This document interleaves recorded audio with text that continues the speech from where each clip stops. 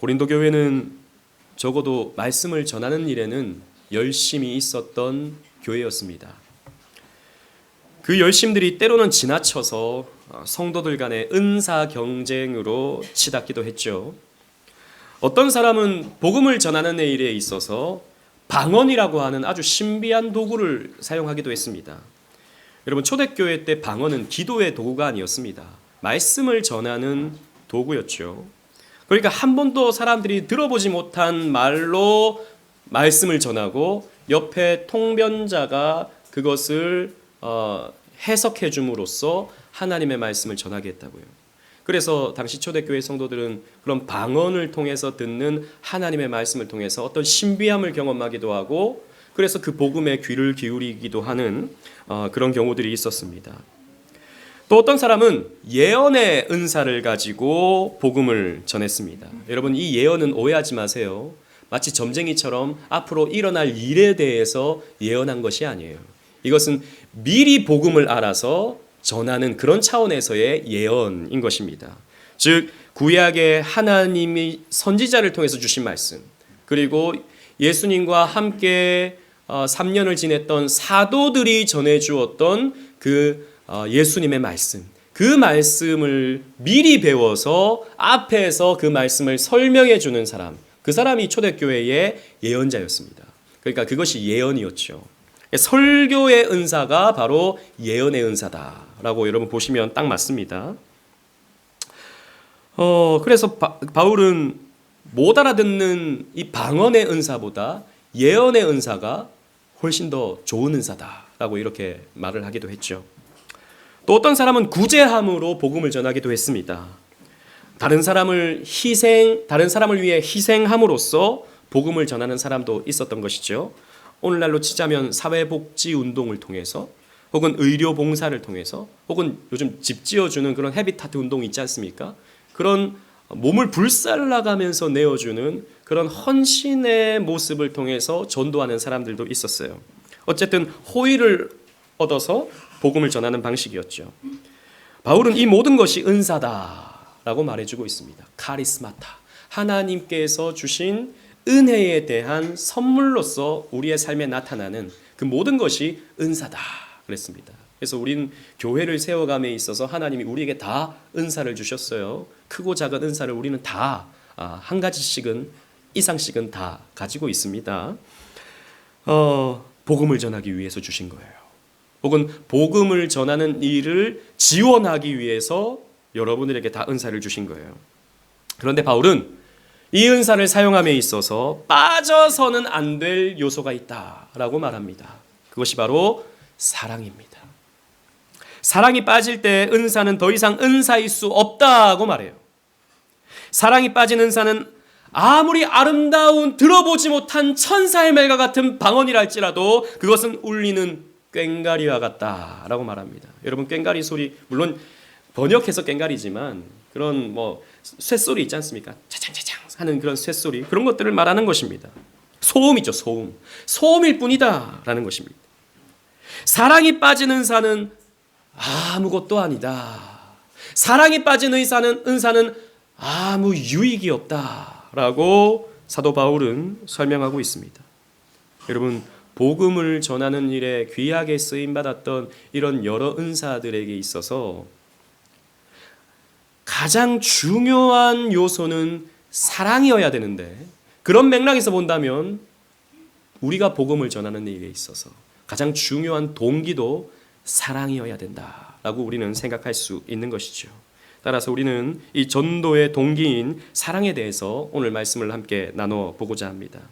이 사랑이 동기가 되지 않는 전도의 모습들이 있습니다. 교회를 성장시키기 위한 목적으로서의 전도죠. 여러분, 오늘날 한국교회에서 왜 전도를 하는지 물어본다면 많은 경우에 교회를 성장시키기 위해서 전도를 해야 되잖아요 라고 답을 할 것 같습니다. 전도지에 나와 있는 교회 소개를 보면 우리는 그 의도를 알 수 있죠. 교회를 소개하지 않습니까? 제가 지난번 말씀드린 것처럼 교회의 프로그램을 소개하지 않습니까? 교회를 성장시키기 위한 전도. 제가 또 여러 목사님들 또 선배 목사님들 이렇게 만나게 되면 가끔씩 주시는 훈계가 저 같은 젊은 목사님에게 주는 훈계가 전도를 안 하니까 교회가 성장을 안 하지 이렇게 하시는 경우들이 있습니다. 즉 교회 성장은 전도와 직결되어 있다라는 것이죠. 물론 여러분 교회가 성장하면 안 된다는 말이 아닙니다. 오해하지 마세요. 교회는 성장해야 되죠. 건강하게 교회는 성장해야 됩니다. 하지만 생각해 보십시오. 교회는 왜 성장해야 됩니까? 교회가 왜 커져야 됩니까? 주님은요, 제자 삼으라고 말씀하셨어요. 교회를 성장시키라고 말씀하신 적이 없습니다. 온 천하에 다니며 예수의 증인이 되라고 말씀하셨지, 교회를 크게 만들라고 말씀하신 적이 없어요. 여러분, 예수님은 3년 동안 사역을 하셨는데 고작 12명의 제자를 세우셨습니다. 어떻게 보면 오늘날로 본다면 목회 실패하신 것이죠. 아니 3년 동안 12명이 뭐야? 이렇게 말할 겁니다. 예수님은요, 우리의 규모를 키워라고 말씀하신 적이 단 한 번도 없다라는 것입니다. 여러분, 초대교회 때 우리가 초대교회로 돌아가자라는 말을 많이 하는데 초대교회는 대부분 가정교회였죠. 즉 40명 정도가 모이는 우리 교회 규모의 작은 교회였습니다. 수백 명, 수천 명이 모이는 교회는 로마가 기독교를 국교화한 이후부터 생겨나기 시작하는 거예요. 수백 명, 수천 명 모이는 교회는. 그런데 그때부터 교회는 어떻게 됩니까? 타락하게 되는 겁니다. 교회가 세를 불리고 교회가 규모를 키우면 거기에 힘이 생겨지고 권력이 생겨지고 돈이 쌓이면 교회는 타락하게 되어 있는 거예요. 오해하지 마십시오. 그렇다고 큰 교회가 다 악이다라는 말이 아닙니다. 큰 교회가 다 잘못됐다고 말씀드리는 것은 결코 아닙니다. 하나님께서 교회를 키워주신다면 커야죠. 건강하게 우리가 목양하고 건강하게 우리가 전도함을 통해서 우리가 커진다면 커져야 되는 것이죠. 또 커져서 우리가 큰 일을 감당하면 좋은 것이죠. 하지만 교회의 존립 목적이 교회의 규모를 키우기 위한 것이라면 그것은 문제가 될 수 있다라는 것입니다. 여러분, 좀 꼬아서 생각해 보십시다. 물론 저는 좀 꼬아서 생각을 잘하는 사람인데 왜 교회들마다 교회 성장을 위해서 전도합니까?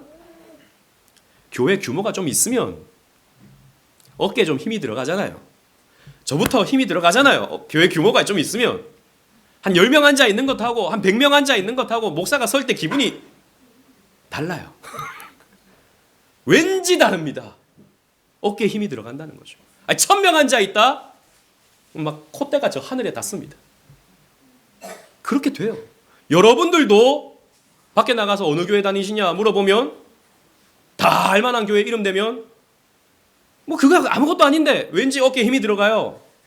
근데 어디라고 오직은혜 교회라고 암만 얘기해도 사람들이 모르니까 말하기도 좀 뭐하고 그렇잖아요. 그런 것입니다. 또 더 꼬아서 사람 많이 모이면 목사가 좀 좋은 차도 타고 좋은 집에서 좀 살아보고 그런 것 아닙니까? 그러니까 성도들한테 자꾸 전도하라 하는 것 아닙니까? 물론 여러분, 제가 아는 대부분의 목사님은 이렇게 하지 않아요. 근데 가끔씩 뉴스에 나오잖아요. 가끔씩 드라마에 나오지 않습니까? 아니 자주 요즘에는. 정말 여러분, 목사가 그런 목적으로 전도하고 성도들로 하여금 전도를 독려한다면 그런 목사야말로 사꾼이죠. 만약 제가 그런다면 여러분들은 분별하셔야 됩니다. 분별하셔서 여러분들은 이 교회를 떠나야 될 거예요. 왜? 이 교회는 망할 거니까요. 물론 하나님의 교회가 망한다는 게 아니에요. 우리의 공동체가 망하는 것입니다. 성경의 경고를 우리는 기억해야 돼요. 디모데전서 6장 5절 말씀 우리 다 같이 한번 읽어보도록 하겠습니다. 시작. 마음이 부패하여지고 진리를 잃어버려 경건을 이익의 방도로 생각하는 자들의 다툼이 일어나느니라. 아멘. 마음이 부패해지고 진리를 잃어버리면 어떻게 됩니까? 경건을 이익의 방도로 생각하는 거예요. 전도라고 하는 경건함을 자신의 이익의 방도로 생각하는 겁니다. 이게 뭡니까? 타락입니다. 이게 뭐예요? 교회가 망하는 지름길이에요. 물론 여러분, 교회 규모가 있어서 목사님을 잘 대접하고 목사님을 잘 이렇게 섬기는 것은 그건 나쁜 게 아니에요. 하지만 목사가 그런 욕심을 가지면, 교회에 누군가가 그런 욕심을 가져버리면 그 교회는 타락하게 되어 있는 것입니다. 안타깝지만 오늘날의 대부분의 세상 사람들이 교회를 갖고 있는 시선이 이런 것 아닙니까? 그러니까 자꾸 드라마에 목사들이 타락한 사람으로, 위선자로, 사꾼으로 그려지고 있잖아요. 다시 말씀드리지만 제가 아는 대부분의 목사님들은 이렇지 않아요. 하지만 이런 분들이 없다고 저는 말씀드리지 못합니다. 실제로 여러분, 예를 들어서입니다. 진짜 그런다는 게 아니고, 제가 어느 큰 교회에 청빙을 받아가요. 그럴 수 있죠. 뭐 그런다는 게 아닙니다. 오란 데 없어요. 그러면 여기 성도들이 있잖아요. 그러면 제가 누군가를 모집하는 겁니다. 이 오직 은혜 교회를 맡을 사람. 그러면 한 명당 얼마씩 계산을 해요. 한 명당 얼마씩. 지금 출석 인원이 30명이니까 혹은 50명이니까 한 명당 100만 원. 그렇게 해서 교회를 넘기는 목사들도 있어요. 돈인 거죠. 얼마나 타락한 모습인지 모릅니다. 얼마나 한국 교회에 그런 모습이 종종 나타나는지 몰라요. 여러분, 우리 오직 은혜 교회는 핵심 가치 중에 우리는 성장을 지향하지 않고 성숙을 지향한다고 했습니다. 저는 이게 그냥 우리의 구호에 그치지 않기를 바랍니다. 여러분, 우리 사람 많이 모으는 거, 물론 많이 오면 감사한 거예요. 하지만 거기에 너무 우리 신경 쓰지 맙시다. 성숙해 나가십시다. 서로를 세워가는 일에 좀 더 열심을 내도록 우리 애써 보십시다. 그런 은혜가 있길 바랍니다. 두 번째는 자신의 은사를 증명하기 위한 전도가 있어요. 즉, 가끔씩 소위 전도의 은사가 있다라고 하는 사람들을 봅니다. 자신의 평생에 몇 명을 전도했고 몇 명이 결신했는지를 자주자주 간증하는 사람들이죠. 그래서 책을 쓰기도 하고. 먼저 말씀드리는 것은 우리는 이런 분들을 존경해야 됩니다. 아무 전도도 하지 않으면서 열심을 내어 전도하는 이런 분들을 쉽게 폄훼해서는 안 돼요. 하지만 그것을 자신의 자랑과 자신의 공로로 삼는 분들을 아주 가끔씩 봅니다. 그래서 그런 분들의 특징은 전도하지 않는 사람을 정죄하죠. 전도에 소극적인 분들을 믿음 없는 사람 취급하고 게으른 성도로 취급하는 것입니다. 믿음이 없으니까 전도를 못하는 거지, 이렇게 말하는 거죠. 기도를 안 하니까 가족조차도 전도 못하는 거지, 이렇게 말하는 겁니다. 이런 분들의 특징은 엄청난 열심을 가지고 있다는 것이에요. 나름 전략도 잘 짜서 탁탁 전도를 이뤄갑니다. 사람들을 교회에 나올 수밖에 없도록 만들어버리는 나름의 스킬들을 가지고 있어요. 그러나 여러분, 열심히 한다고 해서, 좋은 스킬들을 가졌다고 해서 다 옳은 것입니까? 다 좋은 것입니까? 그렇지 않아요. 2절 말씀 보십시오. 예언하는 능력과 모든 비밀을 알고 있는 지식을 가지고 있다고 해도 뭐라고 말합니까? 아무 소용이 없다, 아무것도 아니다 라고 말하고 있습니다. 3절에 몸을 불사르게 내어준다 할지라도, 전도를 위해서 불사르게 자신의 몸을 내어준다 할지라도 아무 유익이 없다라고 말합니다. 여러분, 이런 거룩한 전도도 자기 만족과 자기 사랑과 자기 증명으로부터 나올 수 있다는 것을 우리는 기억해야 돼요. 제가 예전에 누군가에게 들었던 말인데요. 그러니까 어떤 분이, 우리 교회 아닙니다. 어떤 분이 불신자일 때 친구가 어느 순간부터 굉장히 잘해주더래요. 왜 이렇게 잘해주지? 이런 생각을 했다는 거죠. 옆에서 챙겨주고 힘들 때 위로해주고 자주 안부 물어주고, 그래서 굉장히 고마웠대요. 고맙다 이 친구. 한참 고마워하고 있는데 그 친구가 갑자기 밥을 먹자고 하면서 밥을 사주면서 뭔가를 이렇게 내밀더래요. 여러분, 뭘 내밀었을까요? 보험 신청서를 내밀더래요. 배신감을 느꼈대요. 잘해준 게 이런 것 때문이었구나. 내게 잘해준 이유가 나를 사랑해서가 아니라, 나를 좋아해서가 아니라 이것 때문이었구나 라고 하는 생각을 한 겁니다. 근데 얼마 지나지 않아서 또 이웃에 사는 애기 엄마가 갑자기 자기에게 굉장히 잘해주더래요. 그래서 의심의 눈초리를 해. 또 보험인가?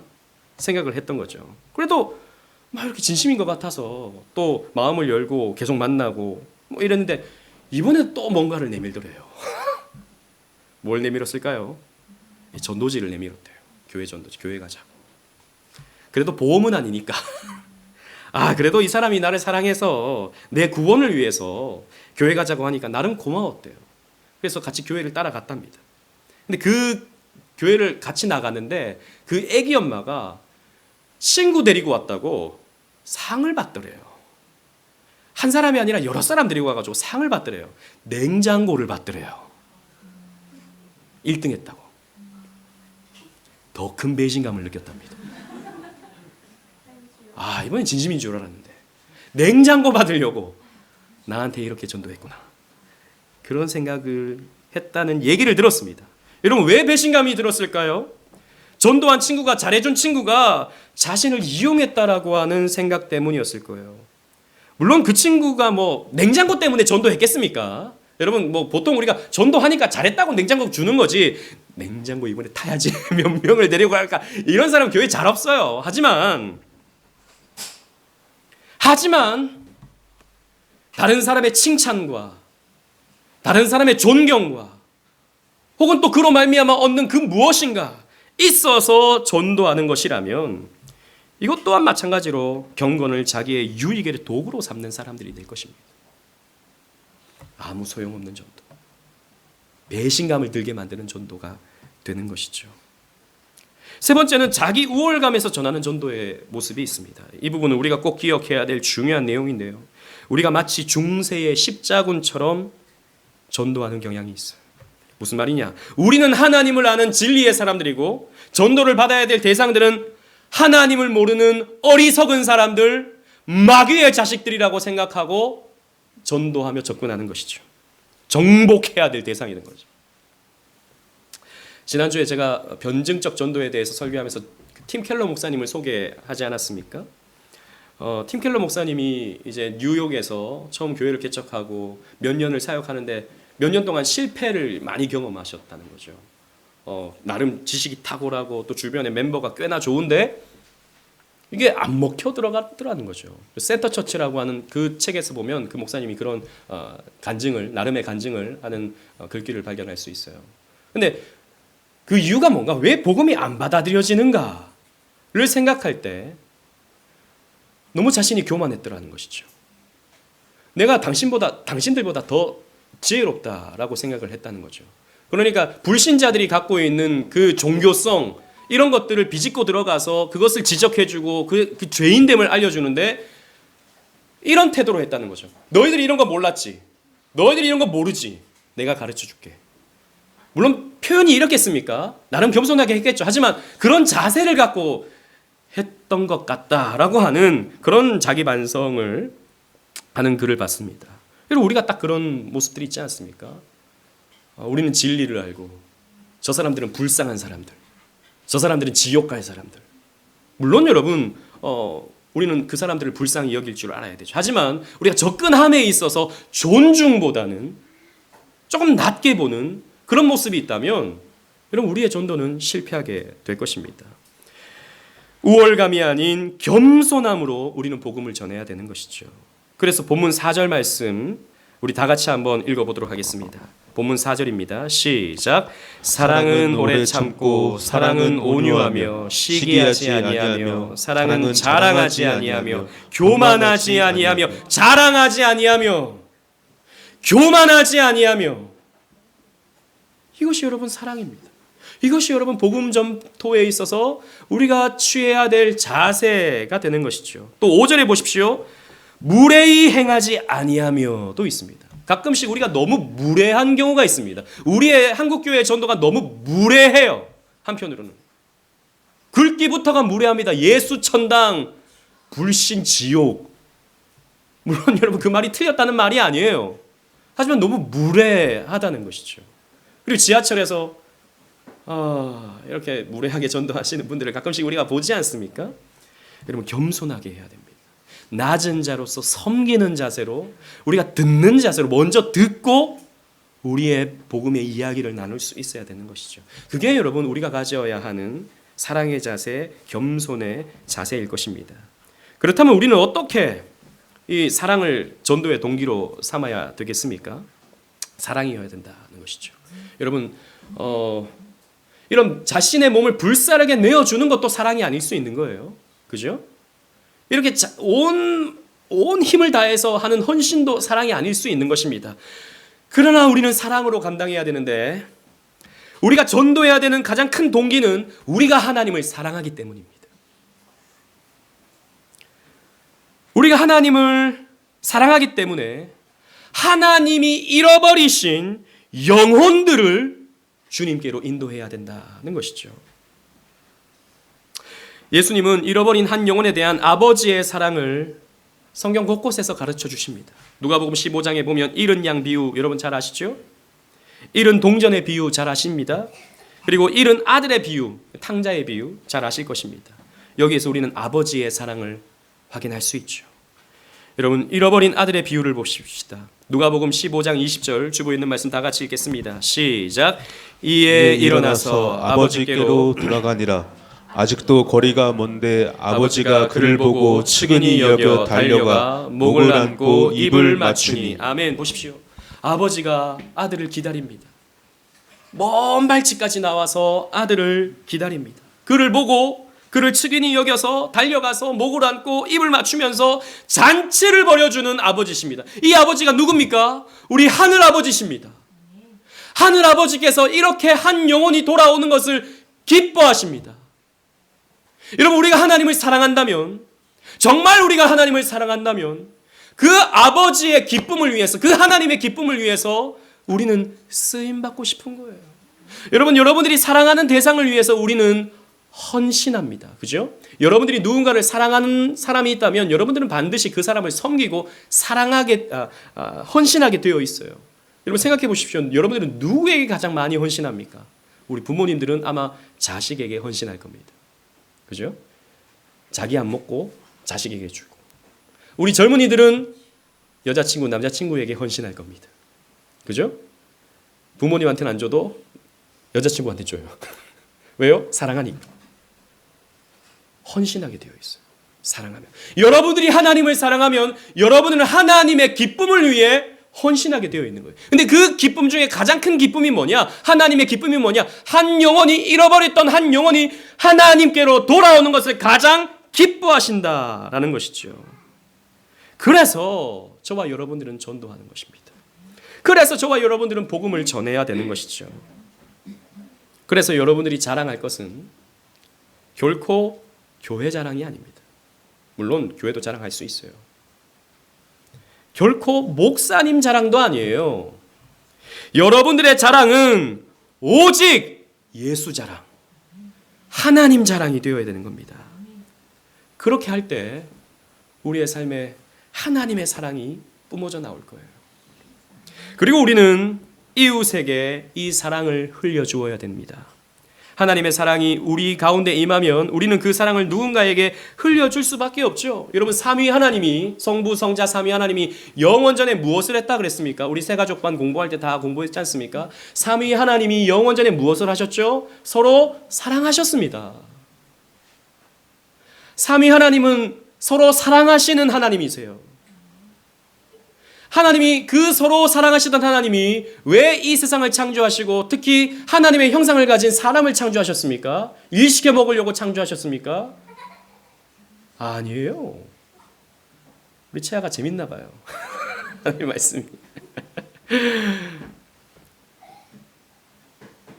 우리 일시켜 먹으려고 창조하신 게 아니에요. 우리에게 사랑 흘려주시려고, 우리를 사랑하시려고 창조하셨죠.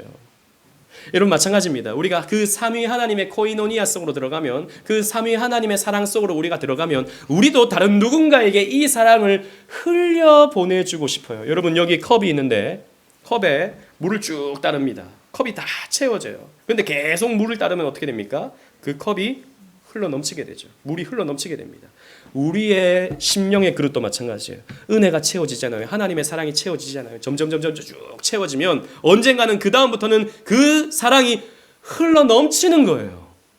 흘러 넘치면서 다른 누군가에게 이 사랑을 소개하고 싶은 겁니다. 이 하나님의 따뜻한 사랑을, 이 하나님의 이 놀라운 사랑을 소개하고 싶어요.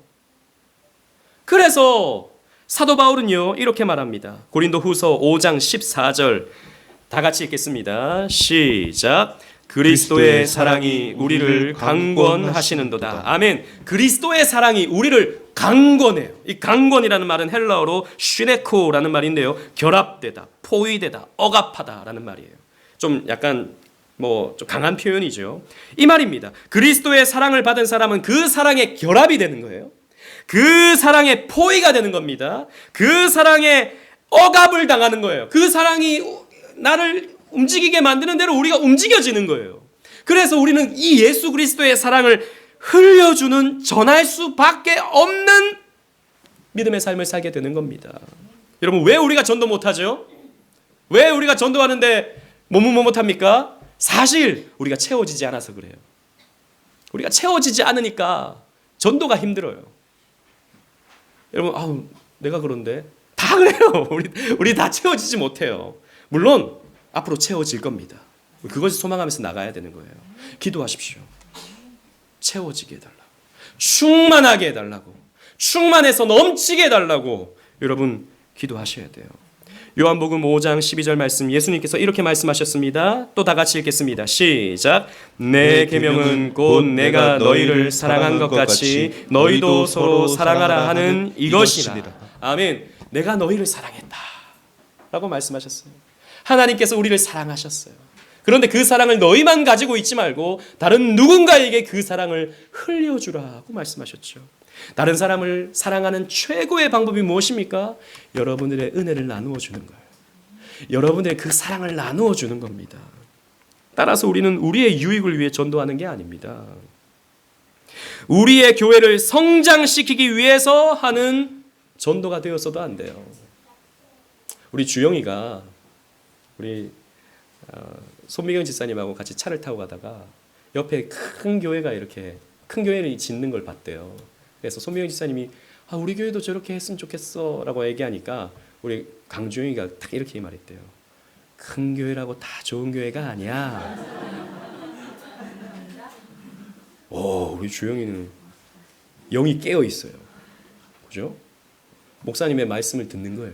평소에 이렇게 들으니까 그래, 큰 교회가 좋은 교회는 다 좋은 교회는 아니지. 목사님도 그런 은혜를 받았어요. 그런 말에. 우리가 교회를 성장시키기 위해서, 규모를 키우기 위해서 전도하는 것도 아닙니다. 나의 은사를 증명하기 위해서 전도하는 것도 아니고 우리의 우월성을 드러내기 위함도 아니에요. 바울의 권면을 보십시오. 5절 말씀 우리 다 같이 읽도록 하겠습니다. 5절 시작. 무례히 행하지 아니하며 자기 유익을 구하지 아니하며 성내지 아니하며 악한 것을 생각하지 아니하며. 보십시오. 여기 자기의 유익을 구하지 아니하는 것. 여러분, 지난번에 우리 사랑에 대해서 아가서 살필 때 공부했지 않습니까? 사랑이 무엇입니까? 자기 유익을 구하지 않는 거예요. 내가 누군가를 사랑한다고 하는 것은 내 유익을 구하지 않는 것입니다. 누군가를 전도한다는 것은 내 유익을 구하지 않는 거예요. 내가 이 사람을 위해서 내가 기꺼이 손해를 보는 겁니다. 내가 이 사람을 위해서 기꺼이 헌신해 주는 겁니다. 내가 이 사람의 구원을 위해서 기꺼이 낮아지는 거예요. 아무 유익 구하지 아니하고. 그래서 여러분, 전도해서 고맙다는 말 들으려고 우리가 전도하는 것도 아니고요. 전도한다고 해서 내가 그래도 전도도 좀 할 줄 아는 믿음의 사람이구나, 이런 자기 위로를 얻으려고 우린 전도하는 것도 아닙니다. 사랑이 있어야 된다는 거죠. 사랑이. 조나단 에드워즈는 하나님의 영의 역사의 현저한 특징이라는 책에서 진정한 교회의 부흥은 사랑의 역사여야 한다라고 말했습니다. 이렇게 말했습니다. 한 민족 가운데 일하시는 영이 하나님과 사람에게 사랑의 영으로 활동한다면 그것은 하나님의 영이 확실하다는 표시이다 그랬습니다. 여러분, 하나님이 부흥을 주실 때 나타나는 특징이 뭐냐? 그곳에 사랑이 있다라는 것입니다. 하나님의 사랑이 있고, 그리고 성도들 간에 나누는 공동체의 사랑이 있다는 것입니다. 이게 진정한 부흥이다라는 거죠. 사랑이 있으면 진짜고, 사랑이 없이 그냥 서로 경쟁하면서 누구를 밟고 일어서서 경쟁하면서 하는 성장이나 이런 전도는 부흥이 아니다라는 것이죠. 말씀을 맺겠습니다.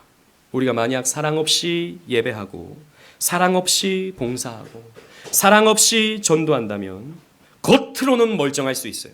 겉으로는 자기 몸을 불 속에 내어주는 것 같은 그런 모습도 나타날 수 있지만 우리의 영혼은 메말라 갈 것입니다.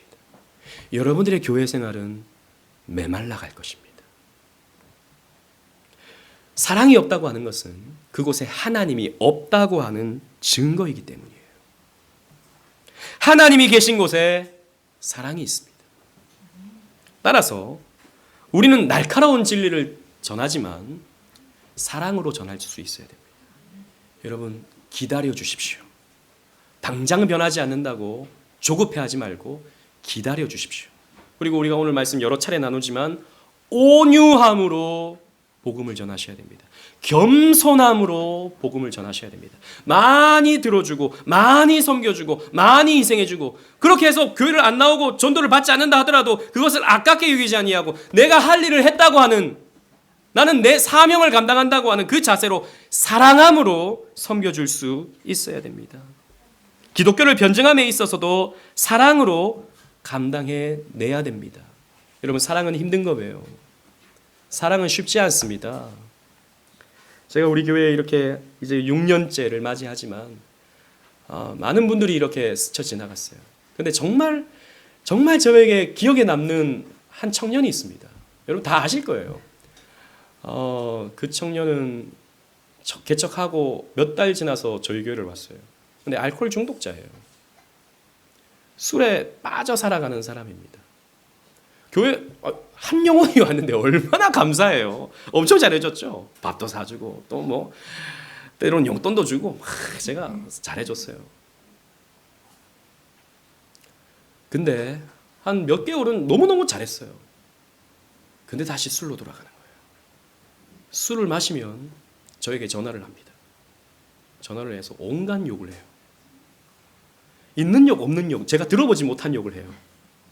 그리고 자기 서운한 걸 막 자기 가족과의 관계, 뭐 친구와의 관계, 자기 서운한 걸 다 얘기해줘요.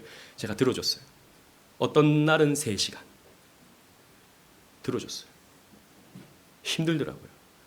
그러나 한 영혼 살려보자.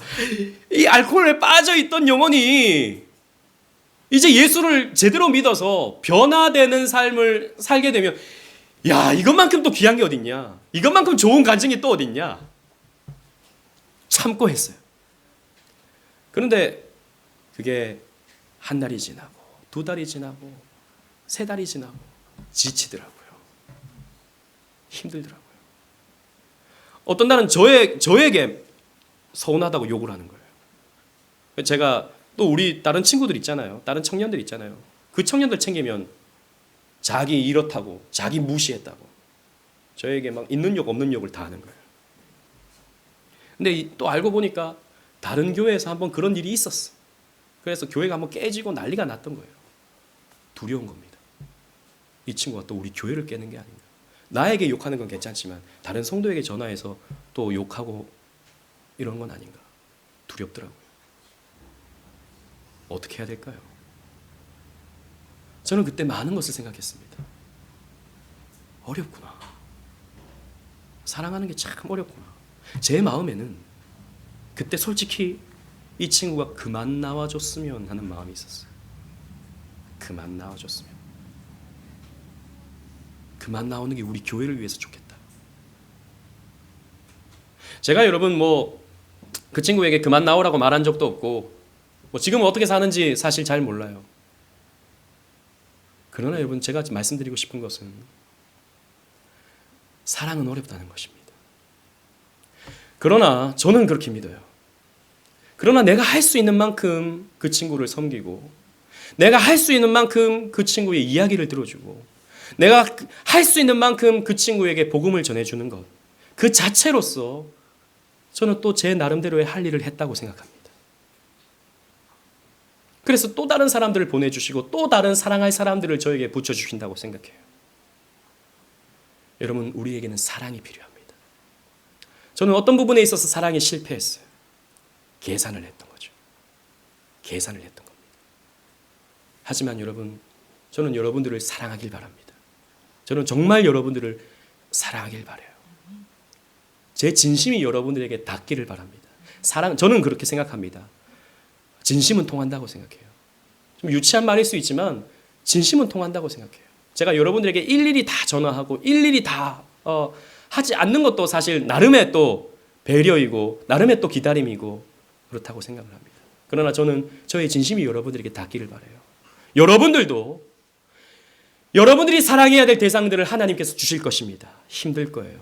그러나 여러분들의 진심이 닿길 바랍니다. 사랑이 없으면 아무것도 아니기 때문이에요.